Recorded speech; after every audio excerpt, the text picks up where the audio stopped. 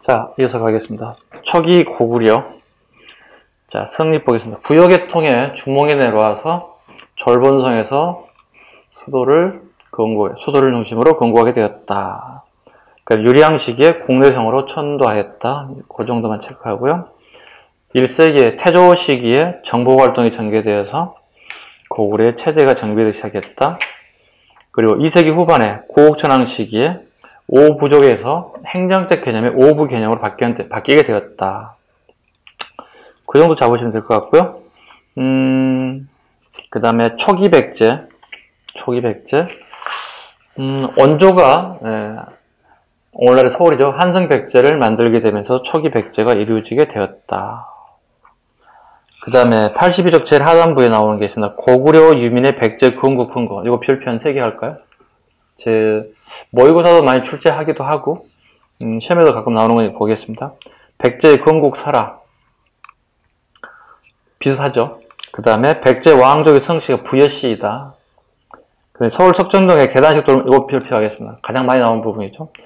그러니까 장수왕의 능으로 추정되고 있는 장군총 능과 석천동에 있는 고분 무덤이 계단식 돌무지 무덤의 형태를 취하고 있거든요. 거의 유사하다 보시면 되겠고요.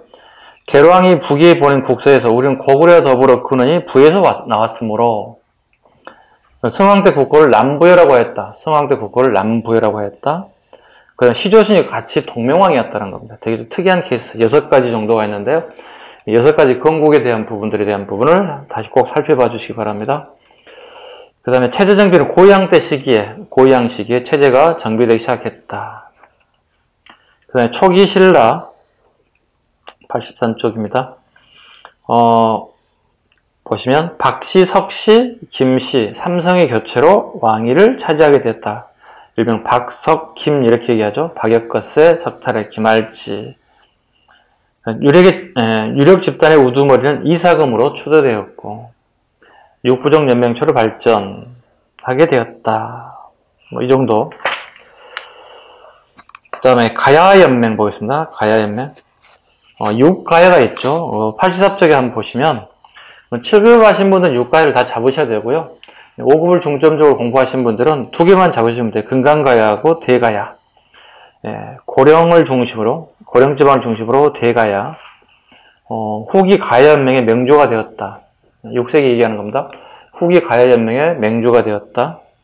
그 다음에 오늘날 경상남도 김해지역을 중심으로 금강가야, 정기 가야연맹의 맹주가 되었다.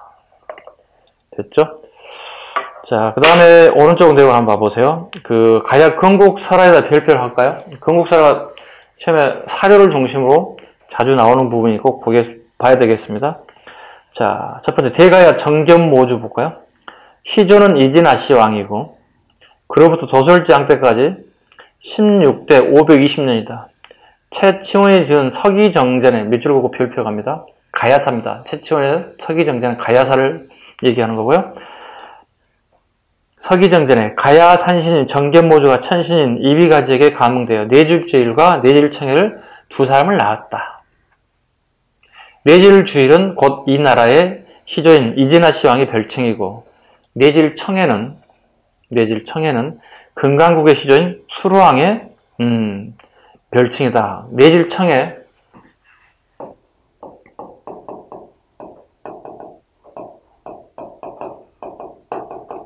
금강국 김수로죠. 수루왕의 별칭으로 사용되고 있다. 금강가야와 대가야를 구분해달라는 뜻이거든요. 그래서 내질주일과 그 다음에 내질청해를 구분할 때 2개를 다 외울 수가 없어요. 하나만 외우십시다. 봅시다. 금강구에는 김해죠. 김해에 있죠. 김해에 있어요.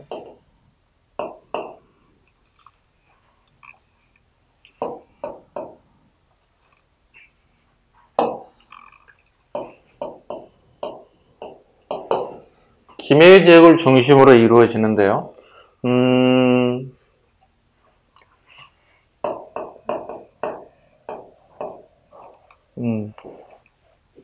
그 다음에 외우는 방법은 이렇습니다. 내질청이죠. 금강가야는 바다를 중심으로 있겠죠.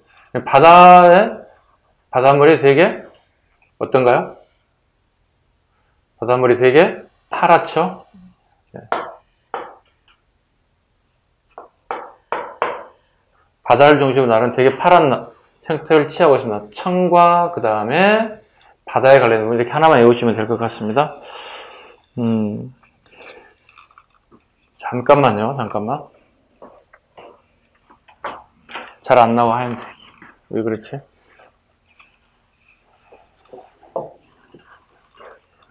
뭘 눌렀어? 자,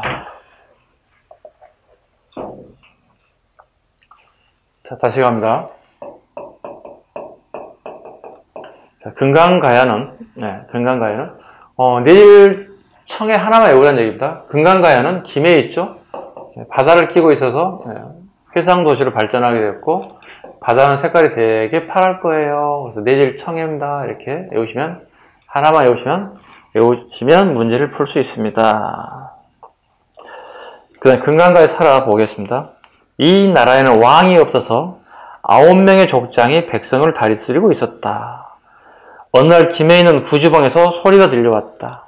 족장들은 백성들을 구주봉에서 모아놓고 신이 하라는 대로 흙을 파헤치고 춤을 추며 노래를 불렀다.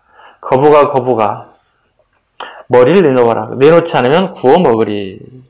그래서 하늘에서 금으로 만들어진 상자가 내려왔고 그 상자에는 붉은 보자기로 찬 6개의 황금알이 들어왔더라. 예, 이제 구주봉 설화에 대한 금강가에 대한 설화들입니다. 그래서 이 설화 내용을 가지고 물어볼 수 있기 때문에 금강가야인지 대가야인지를 구분하는 내용을 끊임없이 물어볼 거니까 신경 쓰시기 바랍니다. 자, 후기 가야대 부분. 자, 대가야에 관련된 부분부터 가야 되겠네요. 대가야 상장 보겠습니다. 신라와 결혼 동맹을 맺었다. 인해왕식입니다. 네. 대가야 인해왕과 신라가 결혼 동맹을 맺게 되었다. 그럼에도 불구하고 6세기 백제 성왕과 대가야는 힘을 합쳐서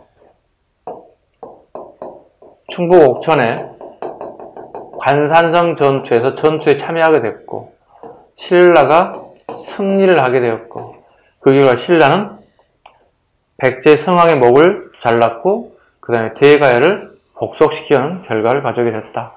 아마 대가의 선택이 백제를 선택함에 있어서 패착으로 드러난 대표적인 케이스가 대가의 멸망과 밀접한 관련이 있다 보시면 되겠습니다. 그 다음에 멸망 갈게요. 86쪽 금강가의 멸망 5세기 초입니다. 되게 시험에 잘 나오는 부분이 이 부분이죠.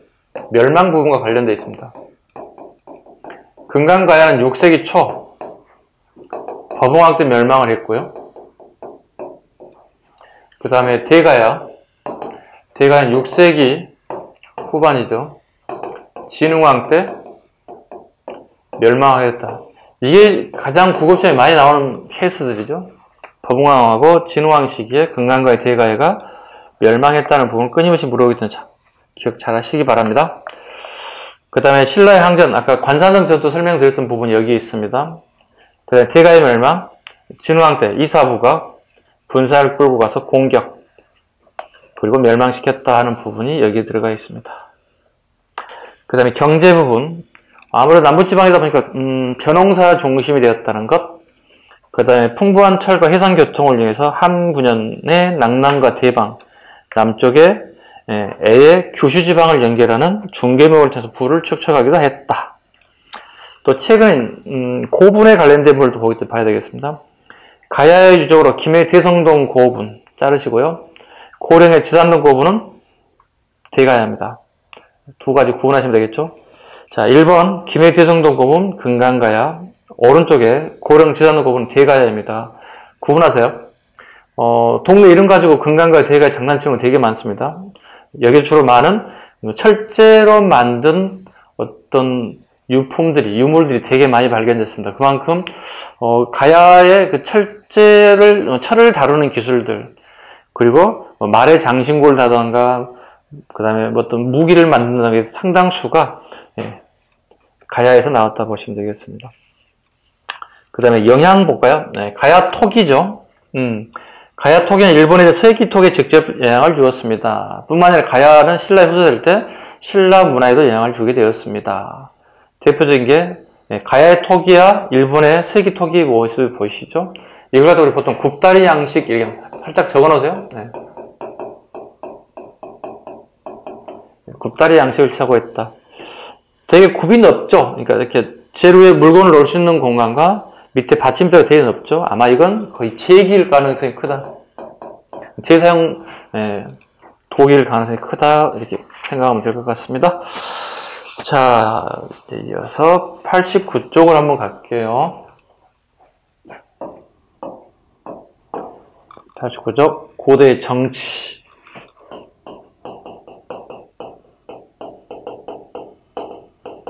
고대의 정치. 첫 번째, 고구려부터 가겠습니다. 고구려. 첫 번째, 태조왕 볼까요? 태조왕. 6대 왕이기도 하고요. 6대 왕이기도 하고요. 자, 옥저를 정복했다는 게 체크하시기 바랍니다. 네,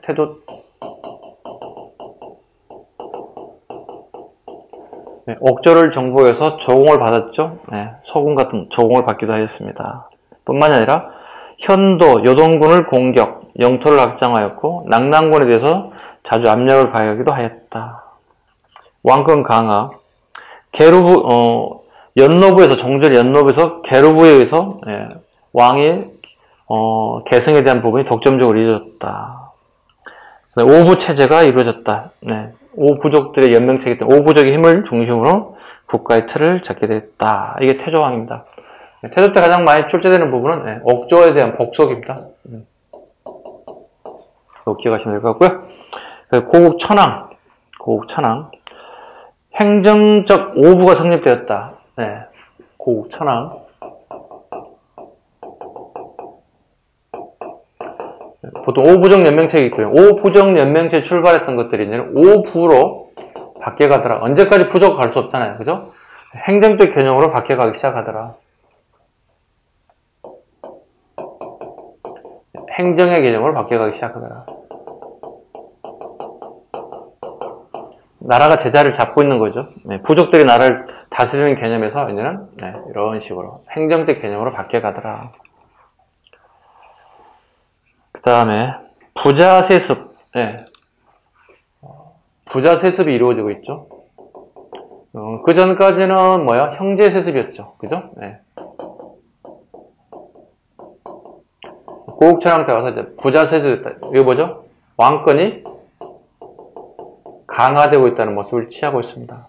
자, 이렇게 법을 만들어 놨잖아요. 그죠? 아쉬운 것은 이런 법을 만들어 놨음에도 불구하고 고국천황과 아까 잠깐 언급드렸던 우씨 부인 사이에 자식이 존재하지 않는다는 거예요. 자식이 존재하지 않습니다. 법은 만들었지만 자식이 존재하지 않는 되게 특이한 케이스가 나타났죠. 이때 이제 고국천황이 이제 제사를 지내면서 이제 주통천의 여인이 있죠. 이런 게 있어요. 요 설화적인 내용이 사료로 나올 거 잠깐 말씀드릴게요. 고구려들은 이제 하늘에 제사를 지는 행사를 하는데 그때 꼭 돼지 머리를 올리는 것 같아요. 지금도 우리 가끔씩 뭐 개업을 한다든가 특별한 날 같은 게 뭐 돼지 머리를 올리고 인사를 하고 돼지에다 인사를 하고 입을 벌려서 뭐 돈봉투를 놓는 이런 모습들이 자주 눈에 띄죠. 고구려도 마찬가지였다. 돼지를 잡고 그다음에 돼지 머리를 제단에 올리려고 했던 것 같아요. 근데 돼지를 양다리, 앞다리, 뒷다리를 묶고 이동 도중에 군사들에서 이게 풀려서 도주를 했다는 거야. 그래서 많은 병사들이 돼지를 잡기 혈안이 되어 있는데 이 돼지가 주통천이라는 마을로 숨어 들어갔다는 거야. 이제 주통천의 여인이라는 분이 나타나더니 돼지 뒷다리를 확 잡았다는 거야. 이거 잡으러 오신 거예요? 가져가세요. 이렇게 했다는 거야.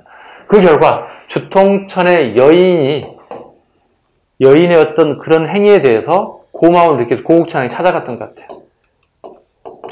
근데 고국천황 스타일이었던 것 같아요. 마음에 들었던 것 같아요. 그래서 우리가 일어나지 말아야 할 일들이 여기에 일어났어요. 그 결과 주통천의 여인으로부터 임신했다는 사실이 들리게 되죠. 이때 이제 우시군이 열받았겠죠. 신랑이 바람핀 거니까 왕이긴 하지만 그래서 암살단을 파견했던 것 같아요. 암살단을 파견해서 이 여인을 죽이려고 했던 것 같아요. 근데 이 여인은 나를 죽이는 건 괜찮지만 내 몸에는 왕자가 잉태되어 있습니다. 이건 왕을 죽이는 것 같습니다. 그래서 암살단이 이 여인을 암살하지 못하고 돌아가고 보고하게 됐고 그 결과 우시 부인의 허가를 받고 그 여인이 왕실에 오게 됐고 그래서 왕자를 출산하게 되었고 이 왕자 훗날 동천왕이 잘못 적었습니다. 이 왕자가 왕이 되겠죠. 이렇게 왕이 되겠죠. 이해됐습니까? 이 왕에 의해서 이제 새로운 시대가 왔다 이렇게 얘기할 수 있겠습니다. 이게 이제 우시 부인에 대한 전사 일종의 뭘 얘기할 수 있나요? 대릴 사이즈. 대릴 사이즈가 있다는 사실을 알 수 있습니다. 그 다음에 한 페이지 넘기겠습니다. 진대법 실시. 너무 쉽죠, 이것은. 중학교 2학년 책에도 나오는 거니까. 자, 농민 생활의 안정을 을파소 밑으로 보죠. 을파소라는 사람은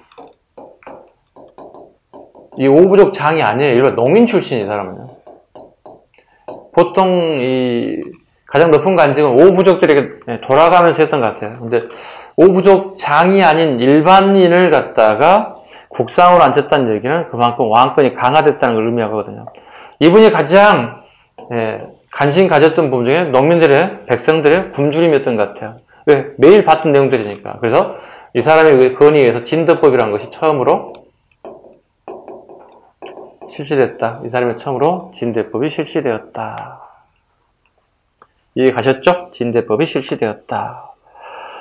그 다음에 국상제도. 을파소를 국상으로 채용하여 왕권 강화를 도모하기도 하였다. 그 다음에 이제 동천왕 때를 한번 봐야 되겠습니다. 동천왕 때 이쪽으로 가볼까요? 자, 잠깐 언급 드렸는데요. 자, 보겠습니다. 서한평을 공개했다. 동천왕은 무조건 서한평 하나만 잡아도 큰 문제가 없습니다. 서한평을 잡아도 큰 문제가 없습니다. 살짝 그려보겠습니다. 자, 여기가 단둥이라고요. 여기를 서한평을 한다고요. 여기에 한사군이 존재한다고요. 한사군은 중국으로 가는 통로에 교통이 이어지기도 해요. 그리고 중국의 지원을 받아서 운영되기도 합니다. 그렇다면 고구려 입장에서는 이 한반도 북부지방을 다시 찾아야 되겠죠. 그래야만 안정된 영토를 확보할 수 있겠죠. 그래서 동천왕이 한사군을 몰아내기 위해서 이 단둥에 있는 서한평을 끊임없이 공격했다는 뜻입니다. 물론 실패했습니다. 왜? 강구검이 역습을 받습니다. 이나라 장수, 이장이라고 그러죠. 북경 근방에는 이나라 장수 강구검의 역습을 받아서 결과적으로 이 전투는 실패하게 됐습니다. 이때 여기에 있는 부여의 액션은 무엇일까? 부여는 이 나라에다가 군량미를 제공합니다. 같은 민족이죠. 같은 민족임에도 불구하고 군량미를 고구려에 지원하는 게 아니라 부여에 지원했다는 거예요. 왜? 부여와 고구려는 사이가 별로 좋지가 않아요. 국경선을 영토로 하고 있고요.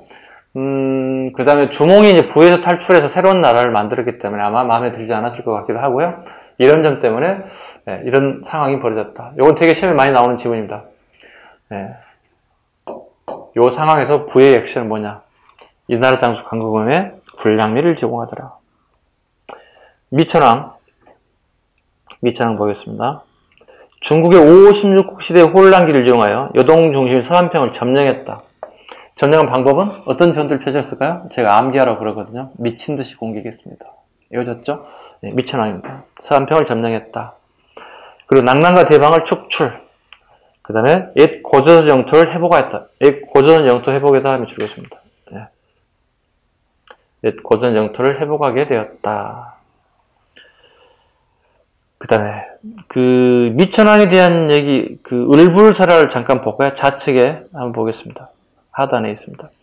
봉상왕이 폭정을 거듭하자 을불의 아버지를 죽이고 봉상왕의 조카 을불을 을불은 생존을 위해서 미천한 신분으로 신분 세탁에 요즘 말로 소금 장사라든가 머슴으로 가장해서 살다가 훗날 국상창조리 밑줄 그었어요. 국상창조리 그 다음에 위에 소금 장사 머슴 밑줄 그으시죠.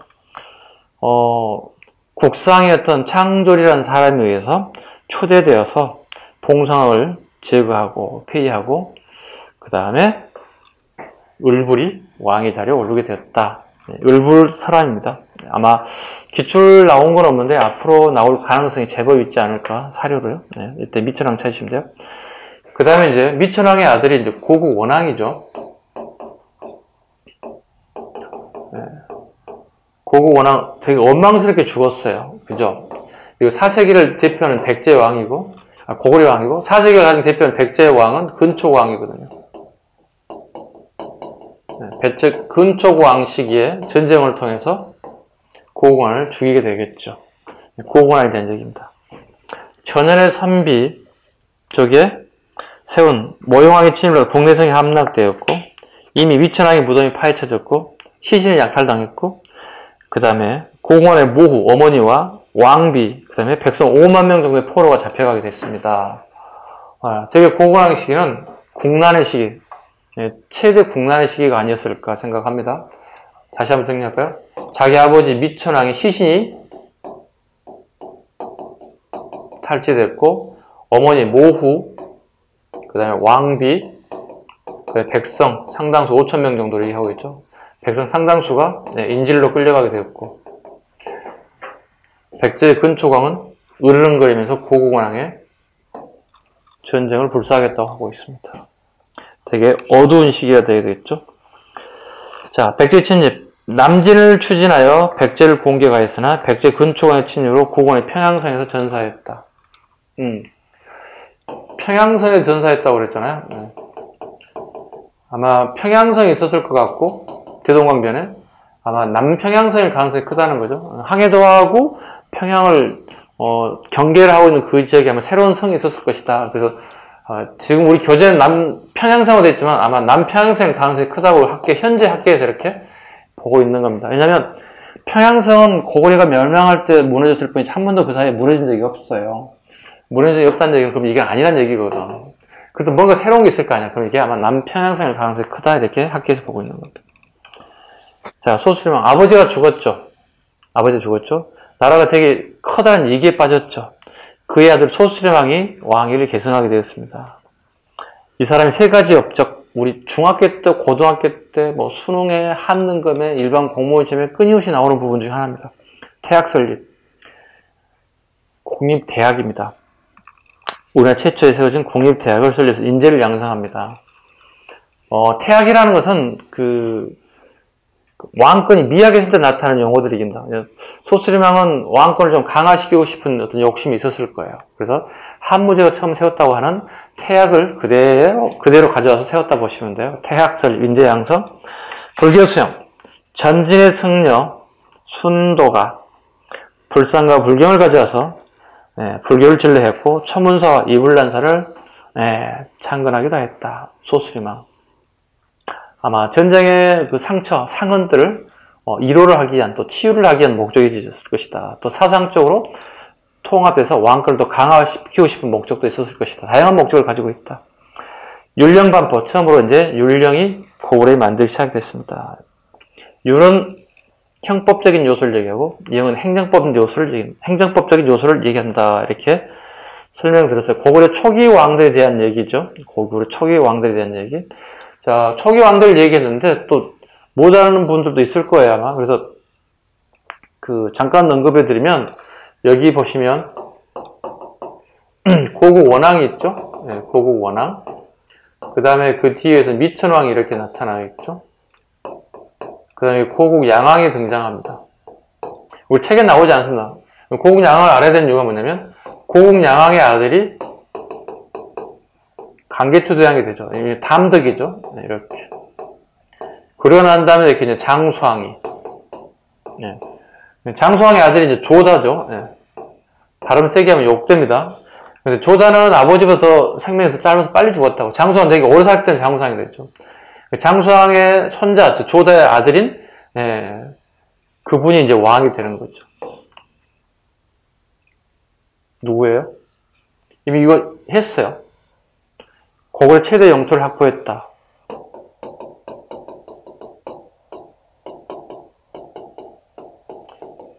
여러분 빈칸 채워와 주시기 바랍니다. 복습 차원에서요. 자, 왜 이걸 적어드리냐면, 여기에 이제 가장 중요한 게 뭐냐면, 가로넣기 시험 문제가, 블렁크 문제로 보통 얘기하면 되고요. 블렁크 문제를 많이 날 거거든요. 가의 내용 쭉 적을 거고, 나를 블렁크를 만들 거거든요. 그 다음에 다에 대한 부분을 쭉 적을 거고, 이렇게 적을 거거든요. 여기 가에 대한 내용, 다에 대한 내용을 쭉 적을 거야. 그리고, 나는 뭡니까? 물어볼 거란 얘기예요. 그래서, 요 순서를 꾹 잡아주셔야 됩니다. 아셨죠? 이 순서 꾹 잡아주셔야 됩니다. 블렁크에 대한 문제를 대비해 보자는 의미입니다. 이어서 91쪽에 백제의 전성기를 또 한번 살펴보도록 하겠습니다. 좀 지울까요? 91쪽 백제에 대한 부분을 하도록 하겠습니다. 자, 고이왕이 처음 나와 있죠. 고이왕 한강 유역을 장악하였다. 목지국을 압도하고 천안에 있는 목지국을 압도하고 그 다음에 남당을 설치했다. 네, 왕과 관리가 모여서 논의하는 집행기관을 얘기하죠. 율령이 반포되었다. 고이왕식에 율령이 반포되었다. 우리 삼국 중에 가장 빠른 게 백제 고이왕식에 율령이 반포됐죠. 그 다음에 체제정비 육자평 제도가 등장하고 있습니다. 그러니까 6명의 장관이 등장했다는 얘기죠. 육자평 제도가 가장 빠르죠. 네. 육자평 제도가 들어왔다. 6명의 장관이 들어올 수 있다. 그 다음에 16관등이다. 관등은 이미 설명을 드렸죠. 고구려 신라가 조금씩 다르죠. 고구려는 14관등 체제고요. 여기는 16, 17. 고구려 신라에 14, 16, 17관등 체제를 가지고 있더라. 관직에 따른 공복제가 등장하죠. 공무원의 복식이란 뜻이죠. 복식이란 뜻이죠. 네, 복식이 등장했다는 얘기는 뭐가 되는 거죠? 이미 율령이 반포됐다는 의미를 가지고 있죠. 이것도 법이니까. 복식 전부 다 정리해드렸죠. 신라와 백제와 고려. 지금 보시면 백제는 자비청이죠. 여기 뭐가 되나요? 자비청황이 들어가 있죠. 여기는 자단비녹이 되죠. 여기 고려 광종 시기. 백제 고이왕. 신라는 법웅왕. 이 정도 잡아야 되겠죠. 공통적인 게 뭔가요? 공통적인 게? 공통적인 게 자색이죠. 자색은 통상 이걸 검붉은색이라고 얘기합니다. 검붉은색. 검붉은색. 네. 빨간색에 아마 검정색 색깔을 아마 칠하지 않았을까 생각하는데 검붉은색을 의미합니다. 정리 좀 해주시고요. 그 다음에 이제 근초광 볼까요? 근초광. 가끔 제가 이런 얘기를 하죠. 그 삼국의 전성기를 한번 좀 알아두셔야 되죠. 그래 앞뒤 상황 전개를 정확하게 이해할 수 있죠. 4세기, 5세기, 6세기.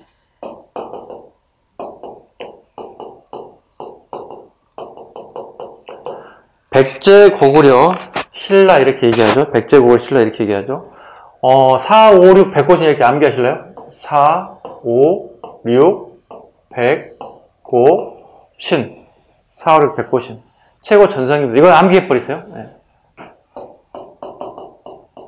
처음 하신 분들한테 공부하는데 좀 도움이 될 거예요. 시대의 흐름이 잘 안 돼요. 모르겠어요. 이러시면 4, 5, 6, 100고신, 4, 5, 6, 100고신, 4, 5, 6, 100고신. 오늘 계속 쉬는 시간 동안 계속 읊조려 보시기 바랍니다. 백고신, 근초광이죠. 최고 전성기 왕이죠. 여기 광장 이렇게 읽어볼까요? 광장. 강개토하고 장수왕 시기. 가끔 우리 수험생들이 강개토장하고 장수왕을 거꾸로 생각하는 경우가 있어요. 이건 아닙니다. 그래서 이걸 방지하기 위해서 광, 장. 강개토장하고 장수왕 시기에 최고 전성기였다. 신라는 이제 진흥왕이겠죠. 6세기 중엽 이후에 최고 전성기를 맡게 되죠. 그래서 최소한도 4, 5, 6, 100고신 정도는 암기를 좀 해달라는 얘기를 분명히 말씀드립니다. 자, 그 첫 번째 이제 근초광이 들어가 있습니다. 근초광에 대한 업적들 하나씩 살펴보도록 하겠습니다. 마한을 정복했다. 마한을 정복했다. 마한세를 정복하여 전라도 남해안 일대까지 진출하였다. 오늘날의 강주광역시, 목포시, 나주시, 즉 서해안 일대 지역이 마한 지역이었는데요. 이 지역을 정복하고 난 다음에 위로 올라가야 된다고. 고구려 쪽으로. 고구려를 정복하다가 마한이 위로 올라온다면 우리 군사 배치를 위와 아래를 두 군데를 다 배치하게 되면 되게 비효율적이죠. 그 비효율적인 부분을 방지하기 위해서 마한을 정복하고 다음이 고구려 정복. 선호하게 물어볼 거예요. 그 369, 371년 연도를 몰라도 돼. 왜? 앞에 전근대사는 연도 열개 특별히 많지 않아. 왜? 근현대사가 연도 열개 되게 많아. 그때 연도를 많이 외워야 되는 거고요. 그래서 마한 정복, 그 다음에 고구려 정복입니다. 자, 볼까요? 근초광. 마한을 정복했다.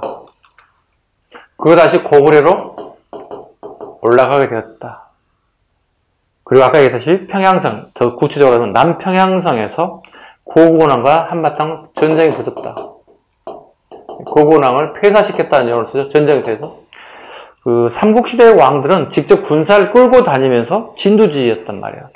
고려시대부터 어떻게 장군을 지명, 야, 네가 전쟁에 나가 싸워야 되겠다. 이렇게 지명해주는 반면에, 그 다음에 고구려 백제 신라 시기에는 가끔씩 왕이 전쟁터에 나가서 전사하는 경우가 발생하더라는 거예요. 대표적인 케이스가 이거예요. 고구곤항입니다. 네, 고구곤항이 폐사되었다.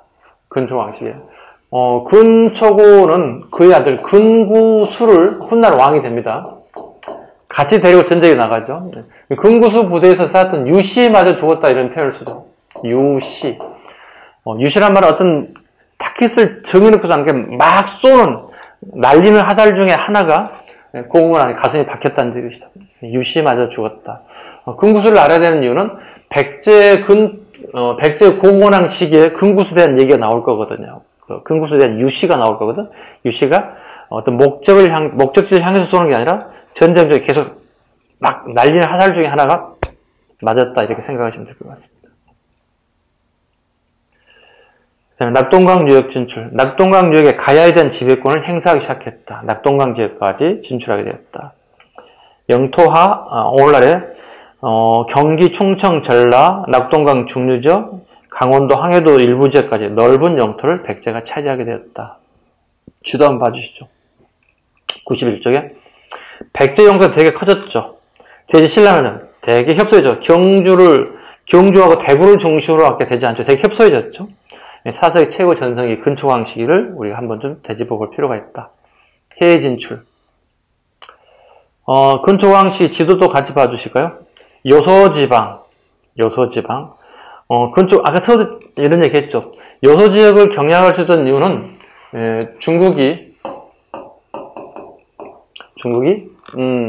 5, 16국 상태. 요 시기이기 때문에 가능했다는 거예요.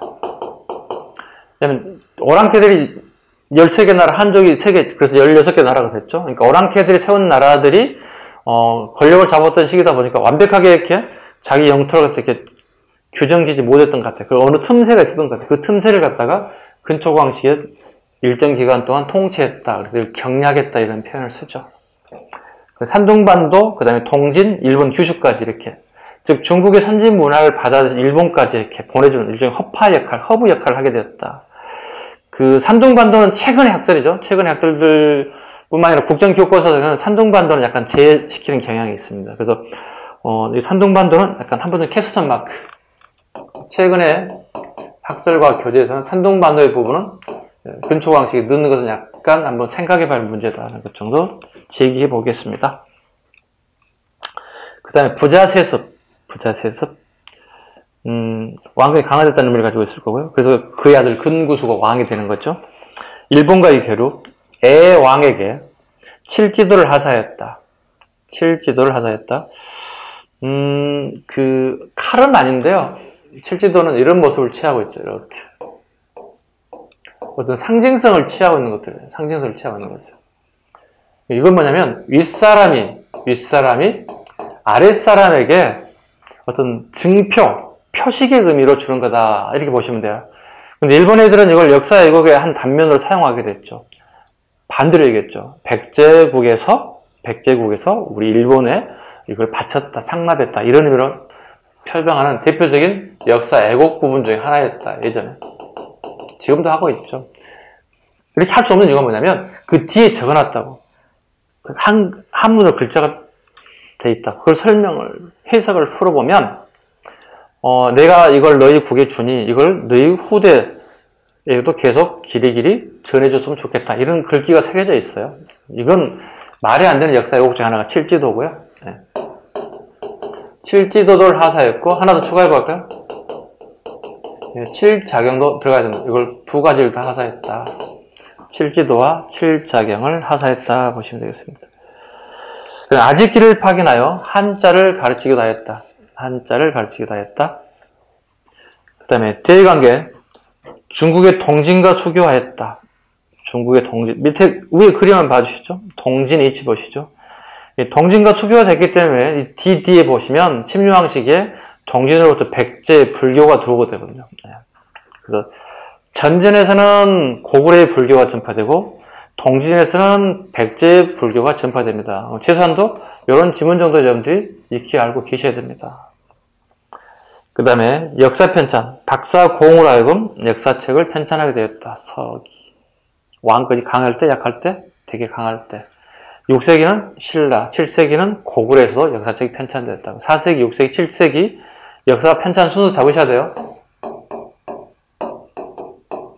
백제가 가장 강성했을 때, 그 다음에 신라가 진흥왕 때 강성했을 때, 이건 고구려 영양왕 때 가장 강성했을 때 역사책이 만들어지더라. 최소한도 이 정도는 우리가 알고 있어야 되겠습니다.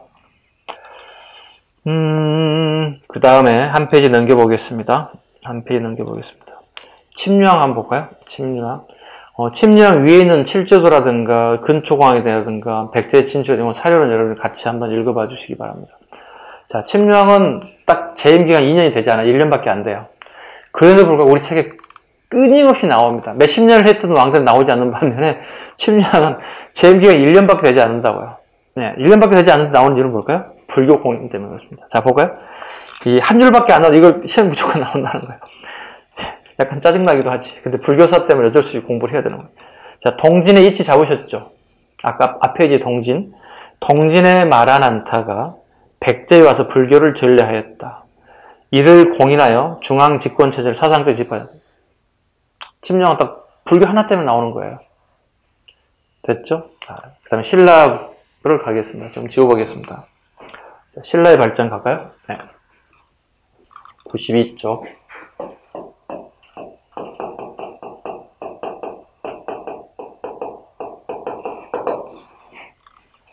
자, 눌지마리간부터 보겠습니다.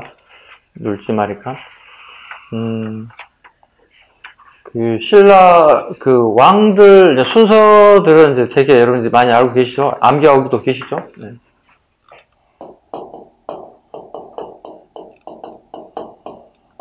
네, 거서간, 차차옹, 이사금, 마리간, 그다음 왕. 보시면 이거 부족장의 의미를 가지고 있죠. 네, 부족장의 의미를 가지고 있습니다. 무당의 의미를 가지고 있고요. 이사금은 연장자의 의미를 가지고 있습니다. 나이를 많이 먹었다는 얘기죠. 마찬가지 부족장이죠, 여기도. 근데 공통적인 간이 들어가 있죠. 이건 아마 유목민들의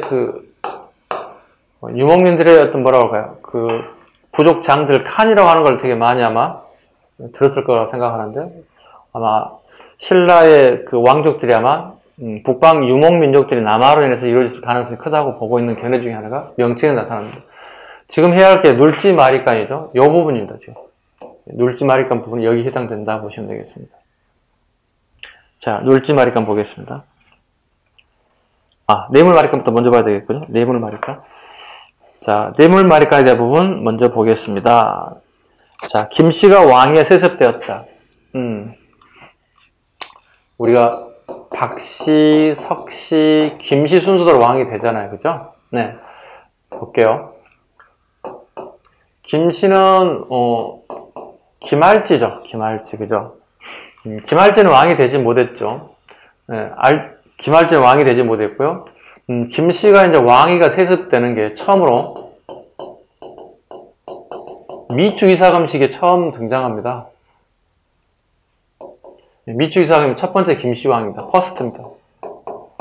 그리고 중간중간에 김씨가 왕위를 빼앗겼고, 다시 김씨가 이제 왕위를 계승하게 된 게 이제 뇌물 마리간이에요. 미추이사금 다음에 이제 뇌물 마리간 시기부터 이제 김씨성을 가진 사람들이 왕위를 계승하게 되었다. 뇌물 마리간 뭐냐? 그러면 두 번째 김씨성을 가진 사람이 왕이 됐다는 뜻이 되겠죠. 이런 게 나오냐고요? 나옵니다. 자, 뇌물 마리간 보겠습니다. 자, 왕이 김씨 세습, 박씨, 석씨, 김씨 삼성이 교대로 왕위를 계승하다. 이때부터 김씨에 대한 왕위 계승이 확립되었다. 마리간이라는 용어로 사용됐다. 부족 장애 개념을 가지고 있다. 애의 격태에 대한 부분이 별표를 한 3개를 하는데 난이도가 되게 낮습니다. 한번 보겠습니다. 자, 신라, 그 다음에 여기 백제, 여기에 금강가야, 그 다음에 외, 이렇게 쭉 나열되어 있어요. 이 백제라는 나라, 금강가야, 그 다음에 3개 나라가 연합작전을 펼친다는 거예요. 연합작전을 펼쳐서 신라를 공격했다는 뜻이에요. 신라를 공격했다. 그 신라의 경주에는 애들이 가득 찼다, 이런 기록이 나타났죠. 이때의 신라의 왕이 누구냐? 뇌물왕이죠. 뇌물마리간이죠. 뇌물왕이 할 수 있는 거 없었다는 거예요. 그래서 고구려에게 SOS 구원군을 요청했다는 거예요. 이때 고구려에는 강개토 대왕이 있었다는 거죠. 그래서 강개토 대왕이 기병을 포함한 5만 명이 경주를 향해서 남하하게 되더라. 그 남하를 전부 다 남하 결과 애는 일본으로 돌아갈 수밖에 없었고, 그 내려온 김에 강개토 대왕이 어디까지? 금강가야까지 남하하게 되더라. 그 결과 금강가야는 세락의 길로 접어들기 시작하더라. 그리고 대가야 중심으로 세력이 재편되더라. 고령의 대가야가 가장 강력한 가야 세력으로 등장하더라. 그러니까 강개토의 남하로 되게 많은 걸 겪게 되겠죠. 그리고 경주 예각에는 고구려 군이 주둔하게 되었고, 내전 간섭이 강화되기 시작하더라. 고구려 입맛에 맞지 않은 왕을 막 교체할 수 있는 그런 정도의 파워를 가져가기 시작하더라는 거지. 그리고 우리 이제 좀 있으면 나온 호우청에서 강개토 대왕의 글이 써져 있는 술잔이 발견되더라. 왕실이라든가 귀족의 무덤일 가능성이 큰데도 불구하고 누구건 잘 모른다는 거예요. 그런데 모르기 때문에 그게 나오는 유물 중에 가장 대표적인 상징이라고 할 수 있는 호우를 갖다가 붙여서 이걸 호우청이라고 명명하게 되었다. 이해가죠? 호우청은 즉 강개토 대왕의 남하에 대한 사실을 증명한다, 이렇게 해석할 수 있겠습니다. 자, A의 격태에 대한 부분에 다시 가지고 우리 교재 93페이지 설명했던 부분인데요. 강개토 대왕의 조공을 받아 물리쳤습니다. 기병을 포함 5만 명이 남아있습니다. 그리고 물리치고 난 다음에 군대가 주둔하게 되었고, 그 다음에 내전 간섭이 심화되기 시작했다. 호총의 그릇과 강개토 대왕에 비해서 그 사실을 확인할 수 있었다. 그 다음에 글씨체, 강개토 대왕 비문에 섰던 글씨체와 호우총의 그 술잔의 밑바닥에 그려졌던 그 글씨체가 거의 흡사해. 고구려인들이 쓰는 그 글씨체가 거의 유사하다고 보시면 되겠습니다. 전진과 수교를 맺기도 하였다. 고구려를 통해서. 전진과 수교를 맺게 되면 어떻게 해요?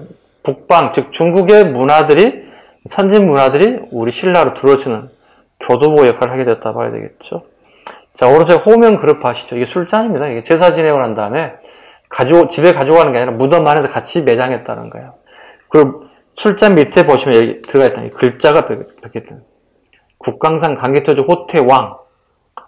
호태왕이라면 강개토 대왕을 지칭할 명이거든요. 요 글귀가 새겨져 있는 게 이런 내용들을 담고 있습니다. 자, 눌지마리간 가죠. 놀지 말까 하겠습니다. 자, 5세기를 접어들었습니다. 5세기 최고 전성기는 강개수왕하고 장수왕이죠. 근데 장수왕 시기가 되면서 5세기 고구려 왕입니다. 남하에 대해서 이제 나제 동맹을 맺어줬다는 뜻입니다. 남하를 한다는 얘기는 뭐죠? 가장 욕심나는 땅이 오늘날의 한강 지역이죠. 한강 지역을 먹겠다는 거죠. 왜? 한강의 수량이 충분하고, 그 다음에, 농지가 되게 기름지다는 거예요. 그만큼 생산량이 늘어날 수 있다는 얘기죠. 그래서 삼국이 공통적으로 하는 것은 한강을 빼앗기 위한 전쟁이 끊임없이 나라가 망할 때까지 계속해서 반복적으로 이루어지더라는 겁니다. 이런 것은 우리가 알아두셔야 되겠죠. 기본적으로 한강을 중심으로 삼국이 치열하게 싸우게 되더라. 그러나 결과 나제 동맹을 맺을 수밖에 없었겠죠. 신라의 남한을 막기 위해서. 그게 여기 나와 있습니다. 눌지마리간 시기에 백제의 bü영과 나제 동맹을 맺었더라. 그 다음에 눌지마리간 시기에 부자 세습 체제로 왕권을 강화시켰다. 그 다음에 이제 3번의 별표를 하나 하고 가장 기본 중의 기본이 이제 불교의 전례입니다. 불교의 전례. 고구려 묵호자에 의해서 불교가 전래됐으나 귀족들이 반대로 공인되지는 못했습니다. 눌지마리간의 딸, 즉 공주가 되게 아팠던 것 같아요. 근데 백제, 신라의 의료 기술로는 고칠 수가 없었던 것 같아요. 그런데 묵호자가 오더니 자기가 한번 보겠다는 거예요. 한번 보더니 만지더니 얘가 낫게 됐다는 거야. 왕 입장에 자기 딸을 살린 은혜를 갚고 싶겠죠. 당신 이름이 뭐예요? 그랬더니 남들이 저를 묵호자로 부릅니다. 검은 목자입니다. 그럼 결국 뭐야? 얼굴 또는 피부색이 거무튀튀하다는 얘기죠. 우리나라 사람들이 예나 지금이나 거무튀튀하지는 않죠. 그렇다면 다르게 표현하면 역설적으로 아마 고구려에서 오긴 왔지만 고구려인이 아니라 아마 이민족, 인도계 쪽 사람들이 우리나라까지 포교 활동을 하기도 오지 않았을까. 원래 포교라고 하는 게 되게 반발을 많이 받게 되어 있습니다. 그렇다면 포교 대상의 국가는 되게 뭐예요? 그 나라의 약점이 뭔가 있어요. 그 약점을 주로 중점적으로 파고들어서 포교 활동을 하거든요. 아마 그래서 포교 활동하는 사람들은 의료와 함께, 의료 기술과 함께 같이 들어왔을 가능성이 크다 이렇게 보고 있습니다. 그 눌지마리간 시기에 불교가 전래되었을 거예요. 그러나 공인되지는 못했죠. 뒤에 이제 법왕 시기 가야 2차적인 순교로 불교가 공인됩니다. 그럼 불교 시간탐에 또 자세히 또 하기도 하고요. 자비마리간, 육부의 명칭을 방이명을 확장하였다 정도까지. 소지마리간 별표를 한 3개 할까요? 소지마리간은 요즘 세계 시험에 최근 시험에 되게 잘 나오는 부분이기도 합니다. 우역을 설치했다. 사방에 우역을 설치하고 관도를 수리하여 교통망을 정리하게 되었다. 우역을 설치했다. 중요하죠. 왜냐하면 왕권이 강화되고 있는 모습을 보이고 있으니까요. 우역을 설치하고 관도를 수리하여 교통망을 정리하였다. 또 관리들이 먼 길을 가다 보면 한번 유숙을 해야 돼요. 머물 공간도 마련해야 되겠죠. 이런 행정력이 강화되고 있는 모습.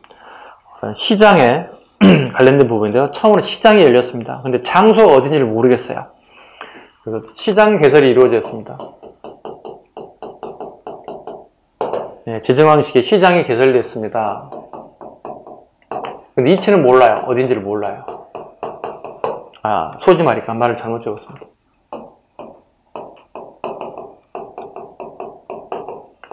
소지마리간 시기에 시장이 개설됐지만 위치는 모릅니다.